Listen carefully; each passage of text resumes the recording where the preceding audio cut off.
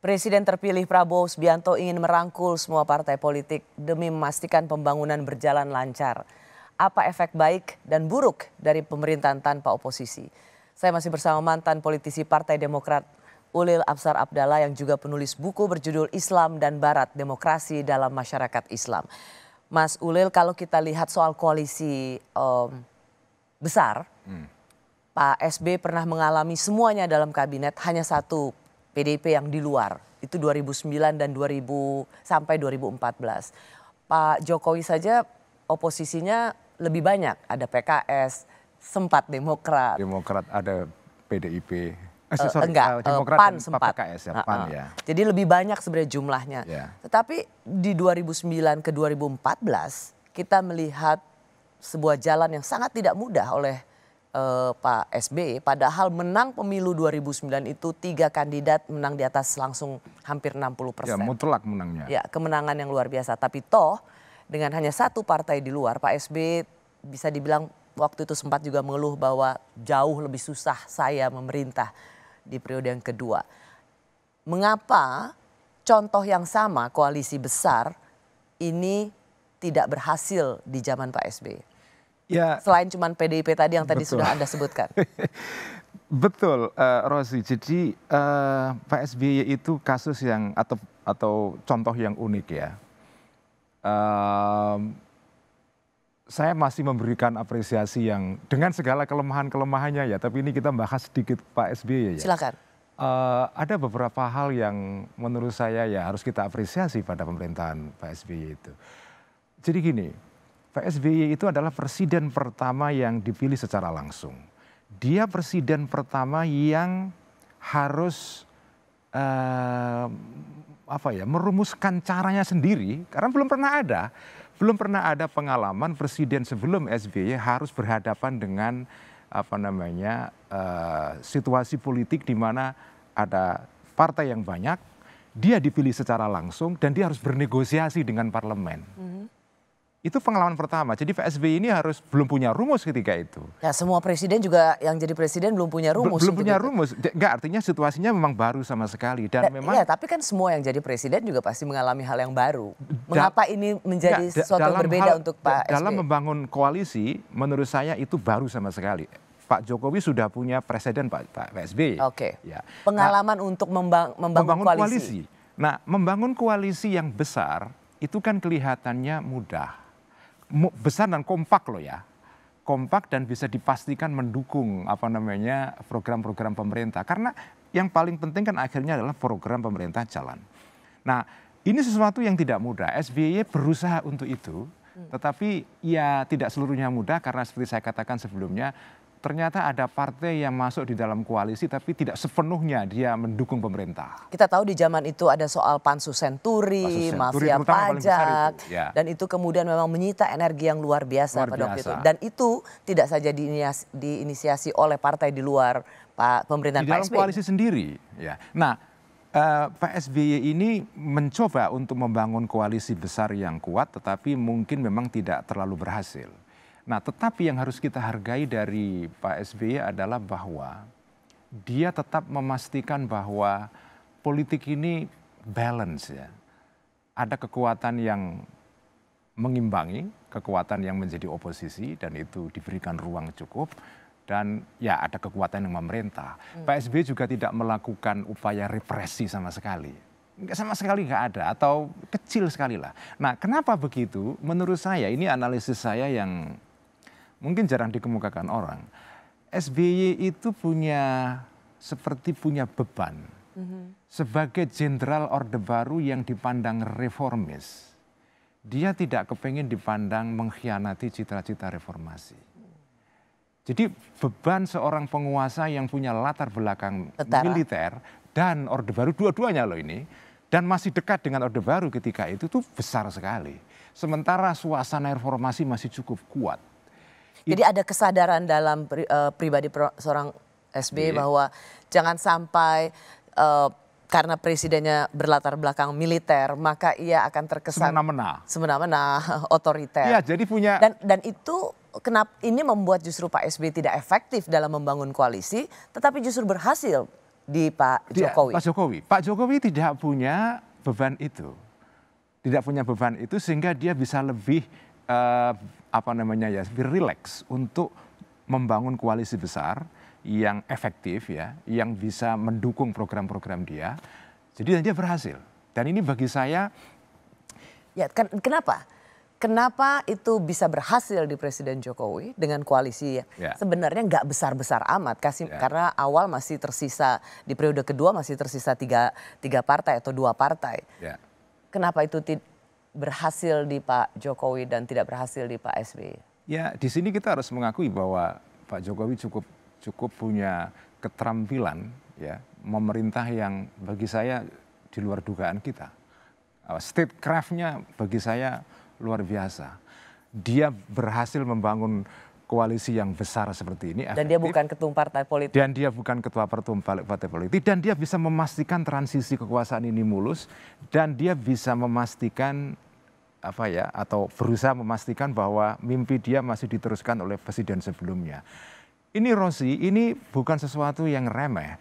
Ya sebagian teman saya mengatakan ini ya sekedar kelicikan saja. Fine, Anda bisa melihat begitu. Tapi kalau saya melihatnya lain. Ini saya dari melihat kacamata Anda justru melihatnya? ini sesuatu yang bagi saya luar biasa. Karena Jokowi melakukan ini bukan karena sekedar mencintai kekuasaan saja. Karena dia memang perform, dia deliver, dia kepingin melakukan sesuatu. Pekerjaan besar dia bisa tuntaskan itu. Jadi bagi saya jangan mengunderestimate kemampuan membangun koalisi besar yang efektif.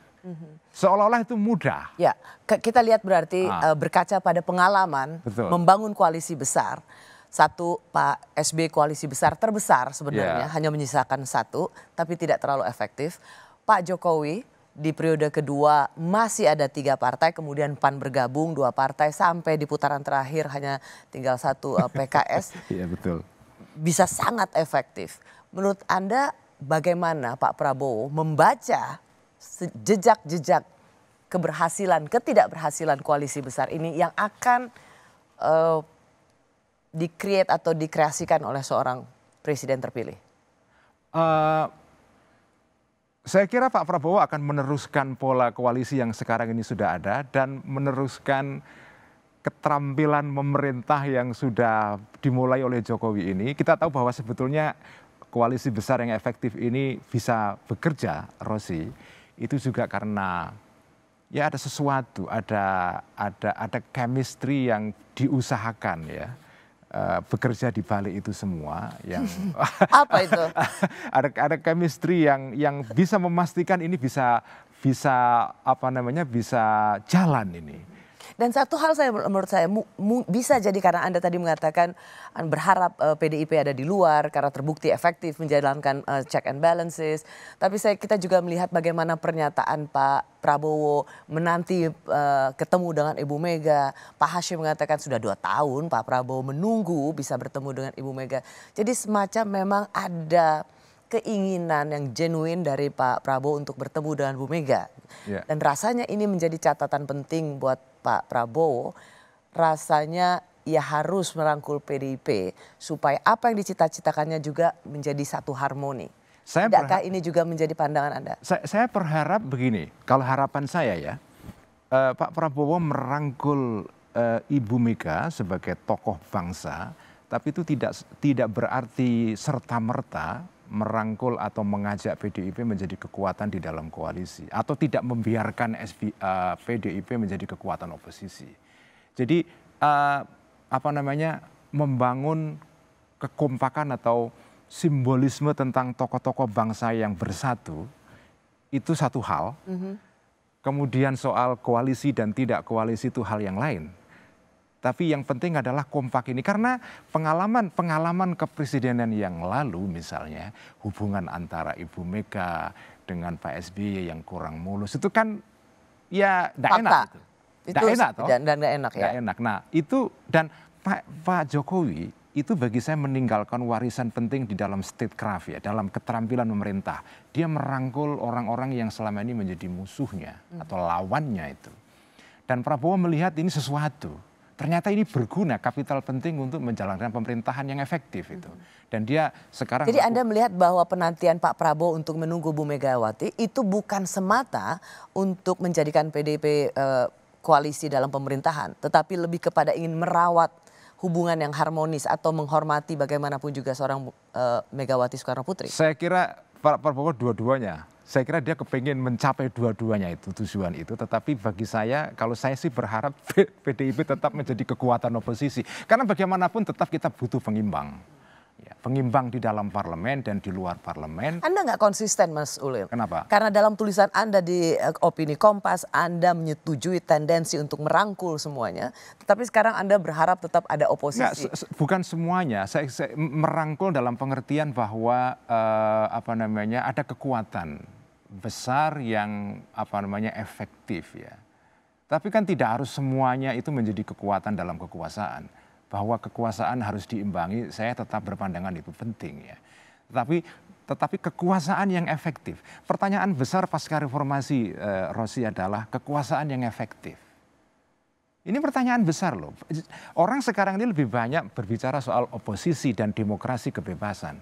Tetapi keefektifan pemerintah, negara yang bisa mengeksekusi pembangunan, itu jarang menjadi perhatian publik. Itu seolah-olah dianggap itu nothing. Oke, kalau begitu kenapa Anda tidak langsung saja loud and clear mengatakan bahwa ya sudah tidak perlu ada oposisi, koalisi besar? Saya tidak mau mengatakan itu juga, karena bagi saya tetap pembangunan butuh pengimbang itu. Tetap butuh itu. Tetapi pembangunan juga harus efektif. Jadi konteks Anda bahwa Anda cenderung setuju bahwa siapapun yang berkuasa merangkul banyak orang, itu adalah supaya pemerintahan berjalan efektif. Tetapi Anda juga di sini supaya saya clear pandangan Anda tetap menginginkan adanya kekuatan di luar pemerintahan. Ada kekuatan yang menjadi pengimbang, dan bagi saya warisan Pak Jokowi yang menarik adalah yaitu tetap ada kekuatan pengimbang di dalam parlemen dan ada kekuatan oposisi di luar, di dalam masyarakat sipil yang juga diberikan ruang. Suara di misalnya media sosial tidak diberangus ya. Saya berharap ini, dan kekuasaan efektif. Pembangunan jalan, ini Rosi, ini something big ini. Oke. Ada pembangunan yang berjalan, ada kekuasaan pemerintahan yang dijalankan secara efektif, tapi biarkan ada suara-suara kritis itu tetap mewarnai demokrasi di Indonesia. Betul. Dan ini saya berharap ini bisa berlanjut di dalam pemerintahan Pak Prabowo, dan mungkin lebih baik lagi. Nah, terutama adalah oposisi di dalam masyarakat sipil ya ini.